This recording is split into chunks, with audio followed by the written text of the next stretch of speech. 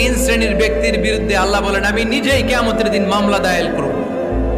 I will be against them in the day of judgment. Three categories of people I will be against them in the day of judgment. তিন শ্রেণীর লোক কিয়ামতের দিন তারা ছাড় পাবে না।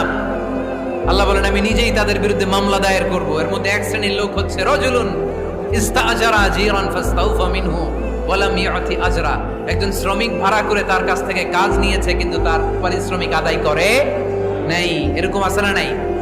দাপট দেখায় ইউনিভার্সিটির ক্যান্টিনগুলোতে। ইউনিভার্সিটির ক্যান্টিনে যে খায় মাগার বিল দেয় না, এরকম ডাকাইত আছে না নাই?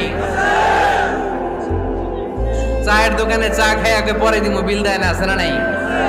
দোকানে যে পণ্য কিনে বিল দেয় না, পরে দিমু, আছে না নাই? কিয়ামতের দিন আল্লাহ তোরে মাস্তানি ছুটাবে, চিল্লা এখন ঠিক কিনা? আনা খাসমুহুম, আমি নিজেই তাদের বিরুদ্ধে মামলা দায়ের করব। কথাটা কার?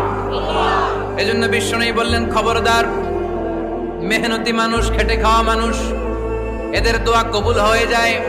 আতুল আজিরা আজরাহু ক্বাবলা আন ইয়াজিফা আরাকুহু। খবরদার, বিশ্বনবী বললেন শ্রমিকের ঘাম শুকিয়ে যাওয়ার আগে তাদের পারিশ্রমিক মিটিয়ে দাও।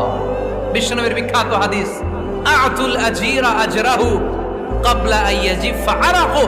শ্রমিকের ঘাম মাটিতে লাগার আগে, শুকিয়ে যাওয়ার আগে তাদের পারিশ্রমিক মিটিয়ে দাও।